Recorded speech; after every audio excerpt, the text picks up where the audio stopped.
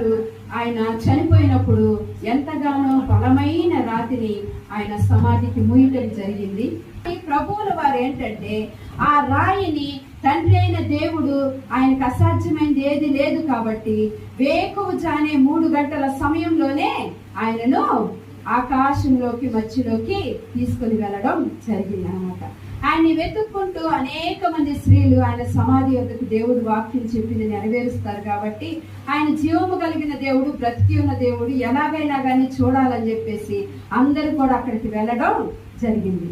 వెళ్ళేసరికి అప్పటికే ప్రభు వారు లేచి ఆయన అందరినీ కూడా చూస్తా ఉన్నప్పుడు స్త్రీలు అక్కడికి వెళ్ళి ఎంతో ఏడుస్తా ఉన్నారు. నా ప్రభువుని ఎవరో ఎత్తుకెళ్ళిపోయారు, ఆయన సమాధిలో లేరు, ఆయన ఉన్నారని మేము సుగంధ ద్రవ్యాలు అన్ని తీసుకొని ఆదివారం తెల్లవారుజామునే మేము సమాధి దగ్గరికి వచ్చాము, కానీ ఆయన లేరని చెప్పేసి వారు ఎంతగానో దుఃఖముతో ఏడుస్తూ కన్నీరు కారుస్తా ఉన్నారు. కారుస్తా అక్కడ ఉన్న కాపలా వాళ్ళని అడుగుతున్నారు, ఎవరెత్తుకెళ్ళారు నా దేవుని అని అడిగినప్పుడు వారు అంటున్నారు కదా, మా ఇక్కడ వెనకే దేవుడు గమనిస్తా ఉంటే వీళ్ళు రబ్బూని రబ్బూని రబ్బూని అని కేకలు పెడుతూ పిలుస్తా ఉన్నారు యేసు ప్రభు అని. ఎంతో ఆసక్తిగా వెళ్ళారనమాట.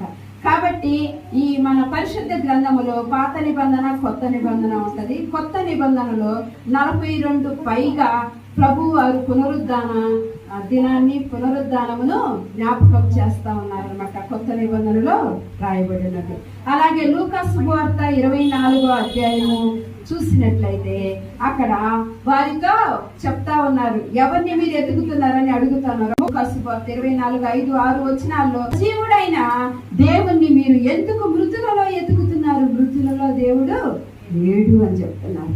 అలాగే యోహాను సువార్త 20వ అధ్యాయం 1-2 వెళ్ళింది. స్త్రీనా పురుషుడా? స్త్రీ. మగ్దలేని మరియా పాపముతో పట్టబడిన స్త్రీని దేవుడు కనికరించి ఆమెను మంచిగా మార్చాడు. పాపములో నుంచి జీవములోనికి ఆమెను దాటింపజేసిన దేవుడుని ఆమె నా పట్ల దేవుడు చేసిన మేలు నేను తలంచుకొని ఆయన చూడటానికి వేకువనే వెళ్ళిందంట. ఆదివారమున తెల్లవారుజామున ఇంకా చీకటిగా ఉన్నప్పుడు సుగంధ ద్రవ్యాలన్నీ తీసుకొని ఎంతో ఖరీదైనవి తీసుకొని వెళ్ళింది. అక్కడికి వెళ్ళేసరికి అక్కడ దేవుడు లేడు. ఆమె చూడండి ఎంతో చీకటిగా వెతుకుతా ఉన్నది.